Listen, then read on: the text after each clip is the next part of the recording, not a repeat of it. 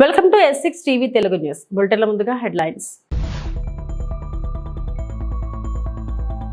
Hyderabad house లో New Zealand ప్రధాని Christopher Luxon తో ప్రధాని మోడీ భేటీ.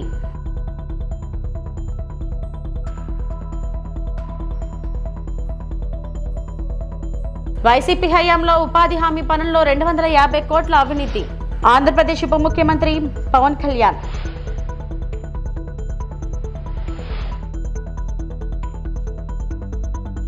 ప్రభుత్వ విశ్వవిద్యాలయాల్లో పరిపాలనకు యూనిఫైడ్ చట్టం తీసుకొస్తాం మంత్రి నారా లోకేష్.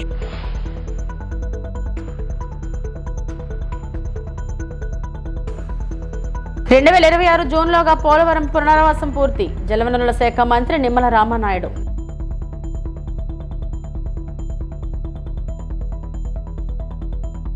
సోమవారం ఢిల్లీలోని హైదరాబాద్ హౌస్ లో న్యూజిలాండ్ ప్రధాని క్రిస్టోఫర్ లక్సన్ తో ప్రధాని నరేంద్ర మోడీ సమావేశమయ్యారు. ఈ సమావేశం ద్వైపాక్షిక సంబంధాలలో ఒక ముఖ్యమైన ఘట్టంగా నిలిచింది. ఆర్థిక సంబంధాలను బలోపేతం చేయడం మరియు వ్యూహాత్మక భాగస్వామ్యాలపై చర్చలు జరిగాయి. వాణిజ్యాన్ని పెంచడం మరియు ఉద్యోగాలను సృష్టించడం లక్ష్యంగా సమగ్ర భారతదేశం న్యూజిలాండ్ స్వేచ్ఛ వాణిజ్య ఒప్పందం కోసం చర్యలను ప్రారంభించడంపై ఇద్దరు నాయకులు అవగాహన ఒప్పందాలను మార్చుకున్నారు మరియు చర్చించారు. द्विपक्षीय व्यापार और आर्थिक संबंधों को मजबूत करने के लिए प्रधानमंत्री नरेंद्र मोदी के साथ न्यूजीलैंड के प्रधानमंत्री की मंडल स्तर की बातचीत भारत और न्यूजीलैंड के बीच जारी है। प्रधानमंत्री नरेंद्र मोदी और न्यूजीलैंड के प्रधानमंत्री क्रिस्टोफर लक्सन अपने अपने प्रतिनिधि मंडलों के साथ इस समय वार्ता जारी है और ये दृश्य आप देख रहे हैं जिसमें कई ऐसे बड़े मसले हैं जिसको लेकर दोनों देश अब आगे बढ़ेंगे। हम जानते हैं के साथ भी FTA को लेकर వైసీపీ హయాంలో ఉపాధి హామీ పనుల్లో అవినీతి గుర్తించామని మంత్రి పవన్ కళ్యాణ్ తెలిపారు. మొత్తం 250 కోట్ల అవినీతి జరిగినట్లు అధికారులు తమ దృష్టికి తెచ్చారన్నారు. దానిపై విచారణ సాగుతుందన్నారు. ఉపాధి హామీ కూలీలకు వేతనాల పెంపు అంశం కేంద్ర పరిధిలో ఉంటుందని అసెంబ్లీలో పవన్ ప్రకటించారు. జాతీయ ఉపాధి హామీ పథకం అది రాజకీయ ఉపాధి హామీ పథకం అయిపోయింది. అది గత ప్రభుత్వం టైంలో రైట్ ఏమో కానీ మన ఎన్డీఏ ప్రభుత్వం టైంలో దాన్ని నేను తీసుకోవట్లేదు విషయం. ఖచ్చితంగా గత ప్రభుత్వం చేసిన వారసత్వంగా వచ్చినవి ఈ కరప్షన్ మనం హ్యాండిల్ చేస్తాం ఈ రోజున. వన్స్ నేను పంచాయతీరాజ్ శాఖ బాధ్యతలు తీసుకున్న తర్వాత మొట్టమొదటి దృష్టి పెట్టింది కూడా జాతీయ ఉపాధి హామీ పథకం కింద అసలు ఏమేమి అవకతవకలు జరిగినాయి. ఇప్పుడు ఎంత గొప్ప పాలసీ పెట్టినా పథకం పెట్టినా జనం అందరూ అంటే మనకి పార్టీలు కొల్యూడైపోయి అందరూ అంటే ఒకళ్ళని కరప్షన్ చేసామని అర్థం చేసుకోగలం కానీ ఒక గ్రూప్స్ కొల్యూడైపోతే తప్పులు నిర్ధారించడం చాలా కష్టం. జాతీయ ఉపాధి హామీ పథకంలో అవకతవకలు ఎవరైతే చేస్తున్నారో వాటిని జరగకుండా నిలువరించాల్సిన వ్యక్తి అతనే అవినీతికి పాల్పడ్డాడు అధ్యక్ష. అందుకని వెంటనే అతన్ని తీసి పక్కన పెట్టేసి ఇంకొక మిగతా మండలాలు 660లో 546 చేసాం అధ్యక్ష. మార్చి 31కి అయిపోతుంది. దాంట్లో 24-25కి 250 కోట్ల అవినీతిని ఉంది అనేది చేశారు. ఇదంతా కానీ ఇది ప్రాజెక్ట్ డైరెక్టర్ పీడీ చూసిన తర్వాత 71 కోట్ల మటుకే out of 250 crores only 71 crores recover చేయాలి అనేది ఆయన ఆర్డర్ చేశారు. దేనికంటే గౌరవ సభ్యులందరూ చెప్తున్న దాంట్లో మనకు అవినీతి జరిగిందని తెలుసు. అక్కడ అందరూ మస్తర్లో ఫాల్స్ గా చేశారు, పనులు చేయకుండా రిజిస్టర్ చేసుకున్నారు, లేదంటే జేసీబీలు పెట్టి చేశారు, ఇవన్నీ ఉంటాయి. కానీ ఎక్కడా కూడా ప్రూఫ్ కి దొరకలేదు.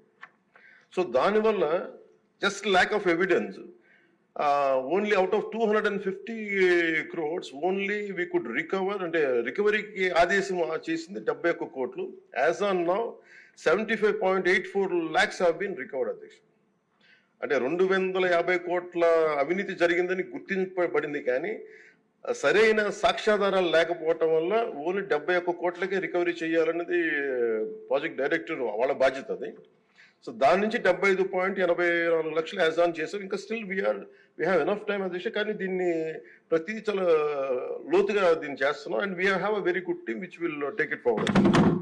ఇంకా రెండు మీరు అడిగింది అధ్యక్ష, ఇందాక మన పార్థసారథి గారు అడిగింది మినిమం వేజ్ పెంచాలి ఇదనంటే wage rate revision central government కింద ఇప్పుడు 25-26 కి ఎంత పెంచాలి అనేది పోలీసులను విఆర్ లో ఉంచడంపై శాసనమండలిలో చర్చ సాగింది. సభ్యుల ప్రశ్నలకు హోంమంత్రి అనిత సమాధానాలు ఇచ్చారు.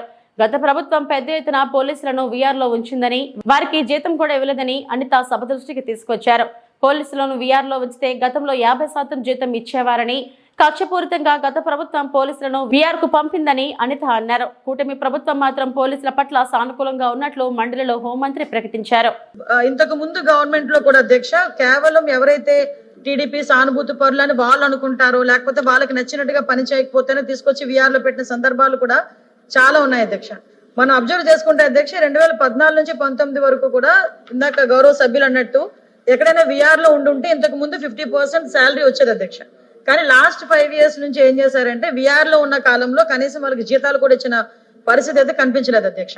మేము అధికారంలోకి వచ్చిన తర్వాత, నేను హోమ్ మినిస్టర్ గా ఛార్జ్ తీసుకున్న తర్వాత, నేను అధికారుల నుంచి కూడా అసలు వీఆర్ లో ఎంతమంది ఉన్నారు, ఎన్ని సంవత్సరాల నుంచి ఉన్నారు అని లిస్ట్ నేను తెప్పించుకొని నేను చూశాను అధ్యక్ష.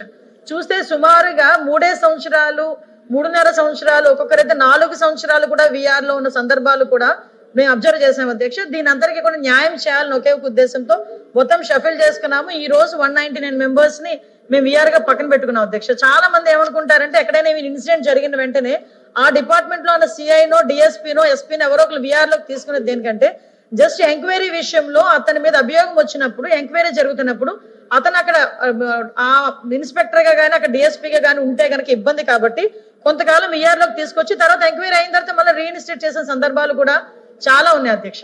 ఇందులో రాజకీయాలు కక్ష పెట్టుకోవాల్సిన అవసరం లేదు. ఎందుకంటే లా అండ్ ఆర్డర్ విషయంలోనే ఈ గవర్నమెంట్ చిత్తశుద్ధితో ఉంది. ఎట్టి పరిస్థితుల్లోనే కూడా వాటిని తీసుకునే పొజిషన్ కూడా లేదు అధ్యక్ష. ఇంకొక విషయం ఏంటంటే అధ్యక్ష, ఇది ఒక వెయిటింగ్ పీరియడ్ కింద మేము పెట్టుకుంటాం అధ్యక్ష. ఎందుకంటే ఒక వీఆర్ లో ఉన్న ఏ ఆఫీసర్ అయినా వెయిటింగ్ పీరియడ్ కింద పెట్టుకుంటాం. ఈ రోజుకి అధ్యక్ష మనం ఎవరికైతే మళ్ళీ తిరిగి రీఇన్స్టేట్ చేస్తామో, ఇన్స్టిట్యూట్ చేసిన వెంటనే ఏదైతే పెండింగ్ బిల్స్ ఉన్నాయో, పెండింగ్ శాలరీస్ ఉన్నాయో అవన్నీ కూడా ఒకేసారి ఇచ్చే పరిస్థితులు కూడా ఉన్నాయి అధ్యక్ష. ఒకేసారి కాకుండా ఎప్పటికప్పుడు శాలరీ ఇస్తే బెటర్ కదండి సార్. ఎప్పటికప్పుడు ఇవ్వడానికి అధ్యక్ష ఇక్కడ మీకు ఒక విషయం క్లారిటీ ఇస్తాను అధ్యక్ష. పోలీసుల్ని అలా పెట్టి శాలరీ ఇవ్వకపోతే ఎలా పోతారు? అదే అధ్యక్ష యాక్చువల్ ఉపయోగం ఏంటి సార్? వీఆర్ లో ఉన్న వాళ్ళకి ఫస్ట్ నుంచి కూడా మన ప్రొసీజర్ ఏంటంటే ఒక హాఫ్ శాలరీ ఇచ్చేవాళ్ళం అధ్యక్ష. 2014 నుంచి 19 వరకు ప్రొసీజర్ నడిచింది అధ్యక్ష. విశ్వవిద్యాలయాల్లో పరిపాలన కోసం యూనిఫైడ్ యాక్ట్ తీసుకురానున్నట్లు మంత్రి నారా లోకేష్ తెలిపారు. మెరుగైన చట్టం తీసుకొచ్చేందుకు సమీక్షిస్తున్నామన్న ఆయన ప్రతిష్టాత్మక విద్యా సంస్థలను రాష్ట్రానికి తీసుకొచ్చేందుకు ప్రయత్నాలు జరుగుతున్నాయని వివరించారు. IIT Madras, Tokyo university, TCS తో కలిసి అమరావతిలో డీప్ టెక్ ఏర్పాటు చేయనున్నట్లు మంత్రి లోకేష్ వెల్లడించారు. అధ్యక్ష, గౌరవ సభ్యులు చెప్పినట్లు 2016లో ఆనాటి ప్రభుత్వం ప్రైవేట్ యూనివర్సిటీస్ ఎస్టాబ్లిష్మెంట్ కోసం ప్రత్యేక చట్టం తీసుకొస్తాం జరిగింది అధ్యక్ష.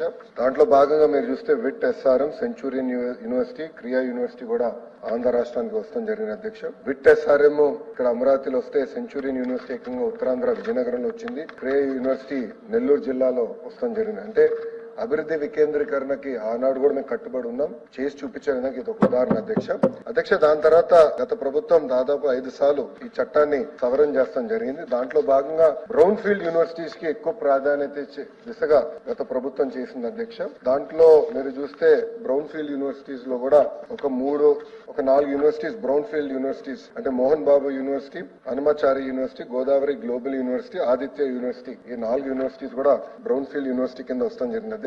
కానీ అధ్యక్ష మీరు చూస్తే ఈ యాక్ట్ లో చేసిన సవరణల వల్ల ఇంకా ఆంధ్ర రాష్ట్రంలో గ్రీన్ ఫీల్డ్ ప్రైవేట్ యూనివర్సిటీస్ రాకుండా ఉంది అధ్యక్ష. అంటే ఇది ఎందుకు చెప్తున్నానంటే ఈ యాక్ట్ యూజీసీ రెగ్యులేషన్స్ కి విరుద్ధంగా ఉంది. నేను కొంచెం వివరాలు చెప్తాను. ప్రధానమైనది ఏంటంటే ఈ యాక్ట్ లో ఏం చెప్పారంటే compulsory joint certification of degrees అనేది మ్యాండేటరీగా పెట్టారు. సో దాంతో ఏమవుతుందంటే అధ్యక్ష, minimum 30% of the course foreign universities తో టైప్ అయిన యూనివర్సిటీలో 30% అక్కడికి వెళ్ళి చదవాలని ఉంది అధ్యక్ష. కానీ యూజీసీ ఏం చెప్తుందంటే ఒకవేళ ఒప్పందం చేయాలంటే కంపల్సరీగా నాక్ అక్రెడిటేషన్ ఉండాలి ఆ ఇన్స్టిట్యూషన్స్ కి. మినిమం 2 గ్రాడ్యుయేటింగ్ బ్యాచెస్ అన్నా లేదా 6 సంవత్సరాలు ఆఫ్ ఎగ్జిస్టెన్స్ ఉండాలి. అదే విధంగా కనీసం 1000+ పబ్లికేషన్స్ చేసి ఉండాలి. క్యూఎస్ వరల్డ్ ర్యాంకింగ్స్ లో institutions must have at least 3 graduating batches అని, ఎన్ఐఆర్ఎఫ్ ర్యాంకింగ్స్ కి వచ్చేగల కనీసం 3 గ్రాడ్యుయేటింగ్ బ్యాచెస్ ఉండాలని యూజీసీ చెప్తుంది. అంటే మనం చేసిన చట్టాలు యూజీసీకి కాంట్రడిక్టరీగా ఉండటం వల్ల మనకి ప్రైవేట్ రంగంలో విశ్వవిద్యాలయాలు రాకుండా పోయినాయి అధ్యక్ష మనం చూస్తే మన జరిగిన ఎడ్యుకేషన్ దానిపైన కూడా మనం డిస్కస్ చేసాం. Gross enrolment ratio in higher education చూస్తే అధ్యక్ష ఆంధ్ర రాష్ట్రం 36.5% ఉంది, కానీ తమిళనాడు 47%, కేరళ 41.3% ఉంది. ఇదొక ఫోకస్డ్ గా పెట్టుకుని మేము ముందలు తీసుకెళ్లే లక్ష్యంతో చేస్తున్నామని ఆనాడు చాలా స్పష్టంగా ఎడ్యుకేషన్ రిఫార్మ్స్ కూడా నేను చెప్తాం జరిగింది అధ్యక్ష. ఇక్కడ చాలా గౌరవ సభ్యులు అడిగారు, 35% సీట్లు ఏదైతే ఉందో అది క్లియర్ గా ఎప్సెట్ ద్వారా అది ఫిల్ అవుతాం జరుగుతుంది. మిగతా 65% సీట్లు విద్యార్థులందరూ వాళ్ళ మెరిట్ ప్రకారం అంటే లోకల్ గా వాళ్ళు పెట్టుకున్న ఏదైతే ఎగ్జామ్స్ ఉందో దాని ప్రకారం ఫిల్ చేస్తాం జరుగుతుంది. 2026 జూన్ లోగా పోలవరం నిర్వాసిత కాలనీలు పూర్తి చేయాలని లక్ష్యంగా పెట్టుకున్నట్లు జలవనరుల శాఖ మంత్రి నిమ్మల రామానాయుడు చెప్పారు. వైసీపీ హయాంలో ఒక్క పని చేపట్టకపోవడమే జాప్యానికి కారణమన్నారు. శాసనమండలిలో వైసీపీ ఎమ్మెల్సీ కుంభా రవిబాబు అడిగిన ప్రశ్నకు నిమ్మల సమాధానమిచ్చారు. అదేవిధంగా ఏదైతే 41.15 మీటర్స్ నుంచి 45.72 మీటర్స్ కాంటూర్ వరకు చూసినట్లయితే 6 మండలాల్లో 132 రెవెన్యూ గ్రామాల్లో 201 శివారు గ్రామాలు మొత్తం 58,600 నిర్వాసితుల కుటుంబాలను ఐడెంటిఫై చేయడం అధ్యక్ష. ఈ రకంగా అప్ టు 45.72 వరకు మొత్తం చూసినట్లయితే 96,660 కుటుంబాలను ఐడెంటిఫై చేయడం జరిగింది అధ్యక్ష. మరి ఇందులో ప్రధానంగా మనం చూసినట్లయితే మరి ఏదైతే ఈ యొక్క 41.15 అంటే ఏదైతే ఫస్ట్ ఫేజ్ కింద 41.15 మీటర్స్ మనం చూసినట్లయితే 38,060 నిర్వాసితుల కుటుంబాలు అని చెప్పాం.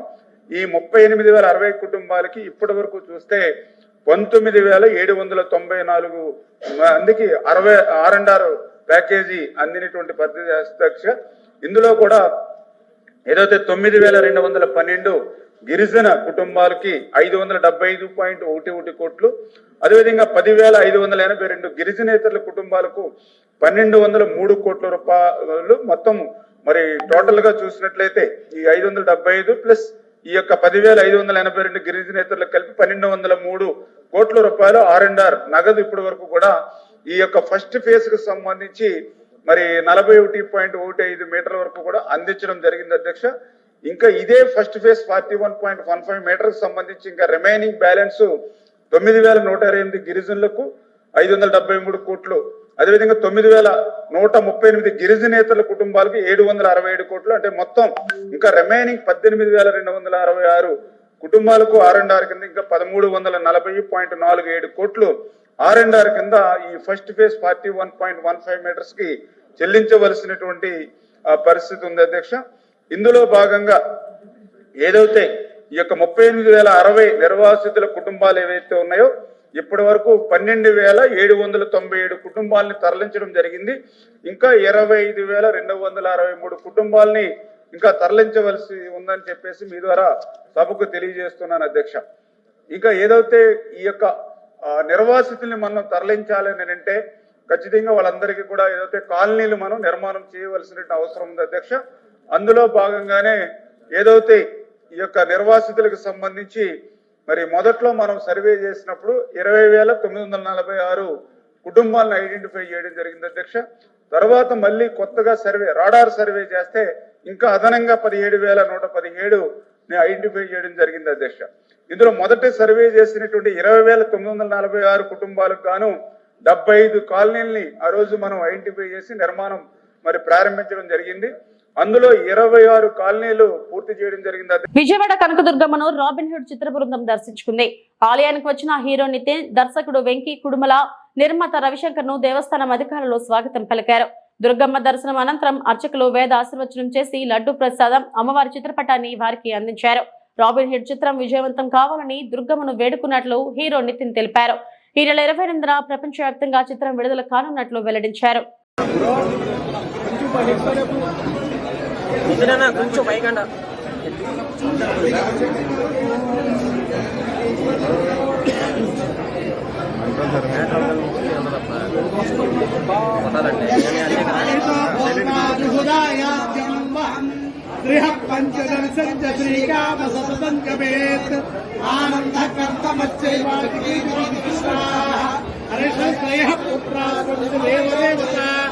పద్మారవే పద్మూరు పద్మాక్షి పద్మసంభవే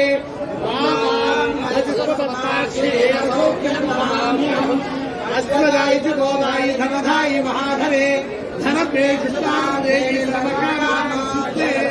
పుత్రపౌత్రం ధనం ధాన్యం విగోరదం అగ్నిర్వసుపవ ఆదిత్యాయ తేజోభవ విష్ణుశ్రీవానుభవ బ్రహ్మరాయుర్భవ ఆయురాయుర్భవ ధాన్యం ధనం సంభవపుత్రలాభం సంవత్సరం దీర్ఘమాయు.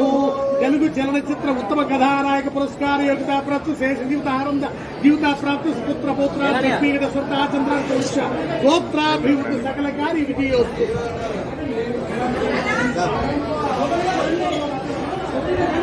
ఓ వృద్ధుడు 20 ఏళ్ల తర్వాత తన కుటుంబ సభ్యులను కలుసుకున్న ఘటన పార్వతీపురం మన్యం జిల్లాలో చోటు చేసుకుంది. కలెక్టర్ శ్యాంప్రసాద్ వృద్ధుడిని కుటుంబ సభ్యులకు అప్పగించారు. అప్పారావు అనే వ్యక్తి 26 ఏళ్ల క్రితం చెన్నై రైల్వే స్టేషన్ లో తప్పిపోయినట్లు వారి కుటుంబ సభ్యులు తెలిపారు. తప్పిపోయిన అప్పారావు ఓ వ్యవసాయదారుని వద్ద గొర్రెల కాపరి పనికి బ్రాండ్ లేబర్ గా చేరారు. తిరిగి కుటుంబ సభ్యులను కలుసుకోలేకపోయారు. జనవరిలో తమిళనాడుకు చెందిన అధికారుల బృందం వివరాల సేకరణలో అప్పారావు విషయం బయటపడింది. కలెక్టర్ శ్యాంప్రసాద్ కుటుంబ సభ్యుల గురించి వాకపు చేసి అప్పారావును ఆయన కుమార్తె సాయమ్మకు అప్పగించారు. అప్పారావును బాండే లేబర్ గా ఉపయోగించుకున్న రైతు నుంచి 2 లక్షలు తమిళనాడు ప్రభుత్వం వసూలు చేసింది. ఆ మొత్తానికి మరో 30,000ను చేర్చి అప్పారావుకు చెక్ రూపంలో అందజేసింది. 20 ఏళ్ల తర్వాత తండ్రిని కలవడం సంతోషంగా ఉందని అప్పారావు కుమార్తె సాయమ్మ ఆనందం వ్యక్తం చేశారు. ఇతనికి ముందు ఆధార్ కార్డు చేయిస్తామమ్మా. ఆధార్ కార్డు చేయిస్తాము. తర్వాత రేషన్ కార్డులో కూడా ఇతర పేరు యాడ్ చేస్తాము. తర్వాత సొంత ఇల్లు ఉంది కదా మీకు? సొంత ఇల్లు ఉందా? లేదంటే ఇల్లు కావాలంటే ఇల్లు మంజూరు చేయొచ్చు. స్థలం ఏమన్నా చూసి స్థలం ఉంది కదా. వ్యవసాయం ఏమైనా ఉందా? వ్యవసాయం ఉంది. సో ఆ బ్యాంక్ వాళ్ళు చెక్ ఇచ్చారా మీకు? వాళ్ళకి బట్ ఇంకోటి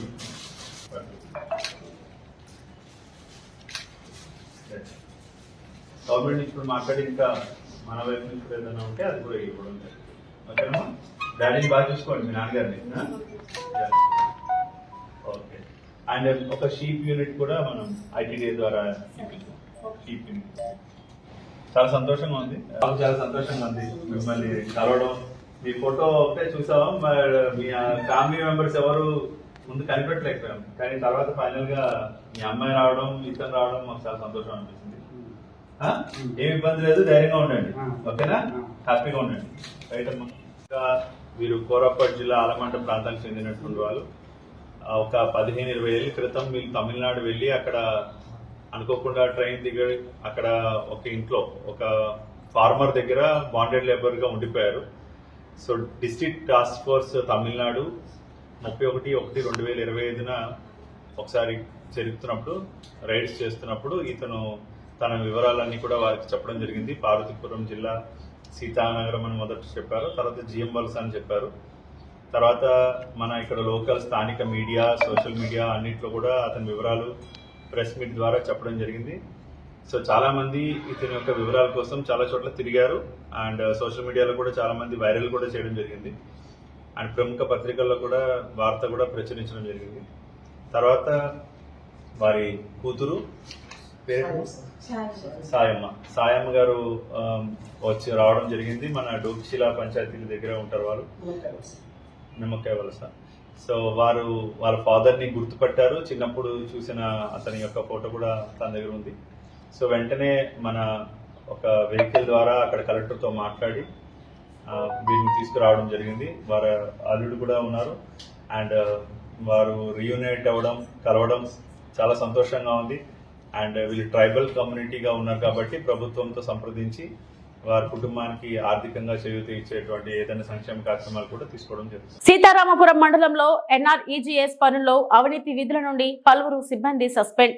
సీతారామపురం మండలంలో 2023-24 ఫైనాన్స్ సంవత్సరం సమాజకి ఆడిట్ నిర్వహించారు. విజయవాడ నుండి వచ్చిన ఎస్పీఆర్ నీలకంఠ ఆధ్వర్యంలో మార్చి 10 నుండి గ్రామ సభలు నిర్వహిస్తూ ప్రజల నుండి సమాచారం సేకరించారు. పంచాయతీ గ్రామాల వారీగా నిర్వహించారు. ఈ రోజు అనగా మార్చి 15 నాడు స్పెషల్ విజిలెన్స్ అధికారి పీడీ, ఏపీడీలు ఫైనల్ రిపోర్ట్ సదస్సు నిర్వహించారు. అందులో 8,70,00,000 పనులకు గాను 30.52 లక్షల రూపాయలు లెక్కల్లోకి లేదు. అందుకు సంబంధించిన ఏపీఓ, ఎఫ్ఏలు 6, సీనియర్ మేట్ 1 కంప్యూటర్ ఆపరేటర్లు 2 పైన సస్పెండ్ అయినట్లు స్పెషల్ విజిలెన్స్ అధికారి విజయలక్ష్మి తెలియజేశారు. బాధ్యత టీఏల పైన, ఎఫ్ఏల పైన ఉంది. ఏపీఓ పైన, మొత్తం స్టాఫ్ పైన. కానీ ఆ విధంగా అయితే ఇక్కడ జరగలేదు. ఎందుకంటే హార్డ్ సాయిల్ అంటున్నారు. హార్డ్ సాయిల్ అయినా కనీసం మన వర్షాలు వచ్చినప్పుడైనా మెత్తగా ఉంటుంది. ఆ టైంలోనే మనం పని చేయించుకోవాలి, వర్షాల తర్వాత కానీ అప్పుడు కానీ. ఆ రీజన్ పెట్టి మనము మన మెజర్మెంట్స్ ప్రకారం పేమెంట్ ఇవ్వాలని ఉంది, కానీ వర్కర్స్ అటెండ్ అయినంత మాత్రం పేమెంట్ చేయాలని ఎక్కడ రూల్ లేదు. కాబట్టి ఈ మెజర్మెంట్ డీవియేషన్స్కి పూర్తిగా బాధ్యత వహించాల్సింది ఈసీ అండ్ టీఎస్ అండి.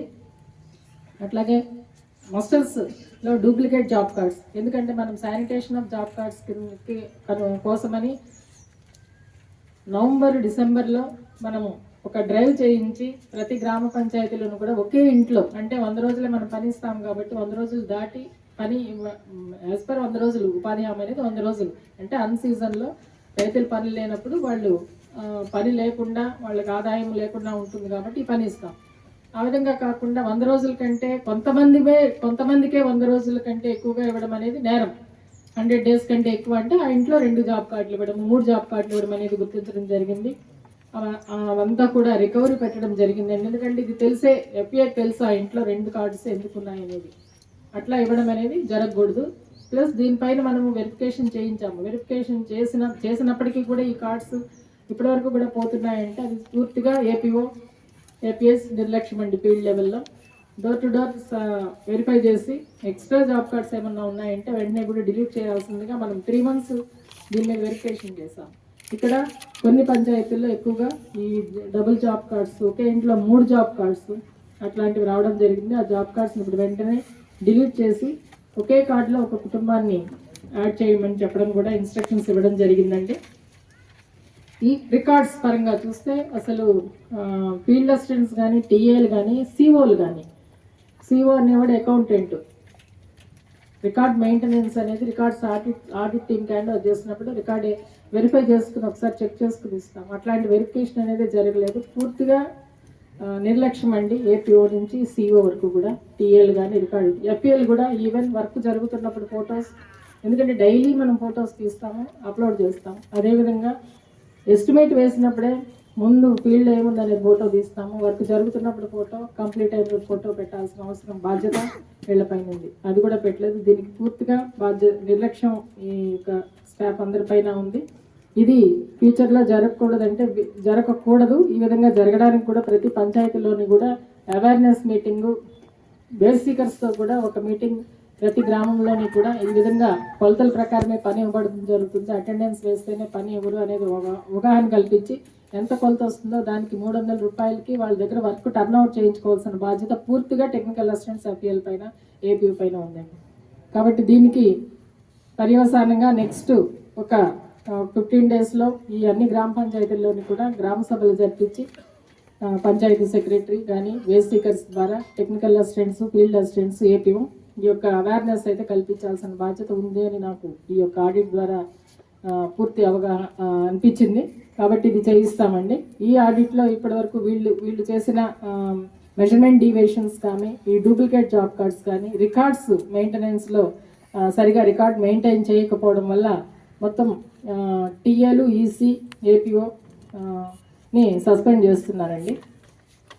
అట్లా ఎఫ్పిఎస్ డూప్లికేట్ జాబ్ కార్డ్స్ విపరీతంగా, అసలు డూప్లికేట్ జాబ్ కార్డ్స్ అనే కాదు, అసలు ఫైలింగ్లో పూర్తి బాధ్యత వహించాల్సింది గ్రామ పంచాయతీకి సంబంధించి ఫీల్డ్ అసిస్టెంట్స్. వర్క్ ఫైల్ అనేది, వర్క్ ఫైల్లో పూర్తి సమాచారం, ఎందుకంటే రిజల్యూషన్ లేనిది ఏ వర్క్ కూడా శాంక్షన్ పంపించలేరు వీళ్ళు.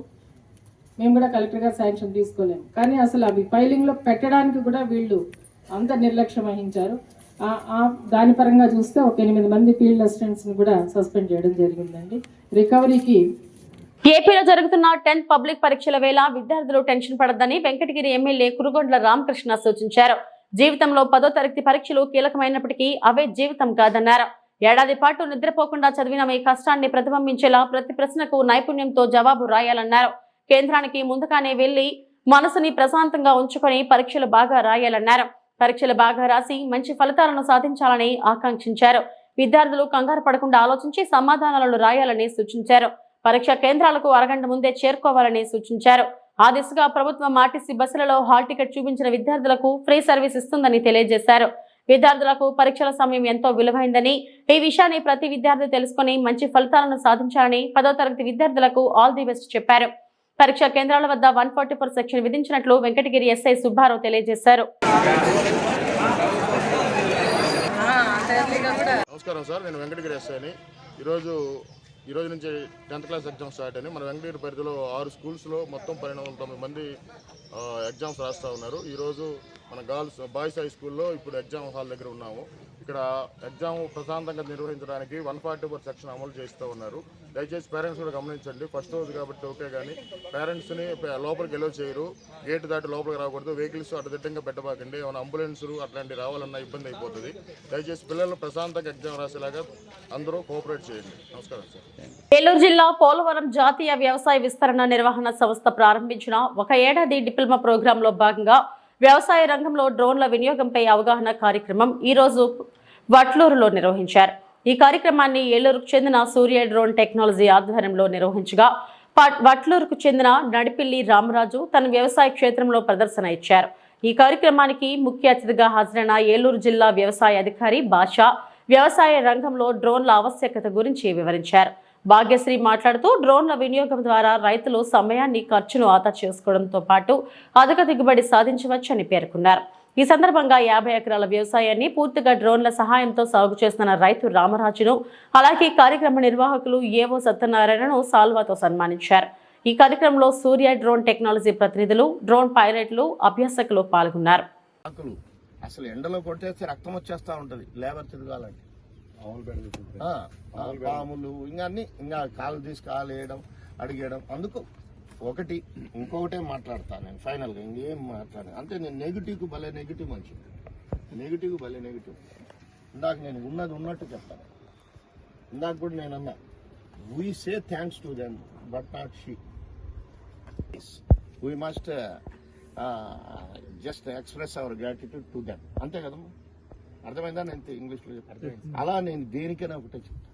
ఇప్పుడు మీరున్నారు కదా, మామూలు కళ్ళాల్లో ధాన్యం కొడతారు కదా, మామూలు మాన్యువల్గా కోతలు కోస్తారు కదా, మాన్యువల్గా కోతలు కోస్తారు. మనుషులతో కోతలు కోసి మనుషులతో కల్లాలు చేసిన వాటిలో ఏమైనా నష్టం ఉందా? గింజ నష్టం లేదు కదా. మిషన్ వచ్చింది, మిషన్ లో కొంత నష్టం ఉంది కదా. అయినా ఇప్పుడు మనుషులతో జరుగుతుందా? మరి ఏంటి ఇంకా అయిపోయా. ఒక్కడు కూడా ఈ జిల్లా కాదు, ప్రకాశం జిల్లాలో కూడా మాది మార్కాపురం బ్యాక్వర్డ్ డిస్ట్రిక్ట్ లో కూడా అయ్యే మిషన్లు కోయాల్సిందే. మనిషి వంగి ఇప్పుడు కోసేవాడు ఎవరు లేరు. కొడవలు ఈడ వెనక పెట్టుకొని ఆ విధంగా, ఎందుకంటే పక్కా రైతుగా మాట్లాడతాను. ఇప్పుడు అసలు వంగలేరు. నేను నమాజ్ చేస్తుంటే అసలు. ఇవి ఇప్పటి వరకు నా బులెటిన్ అప్డేట్స్. నమస్తే.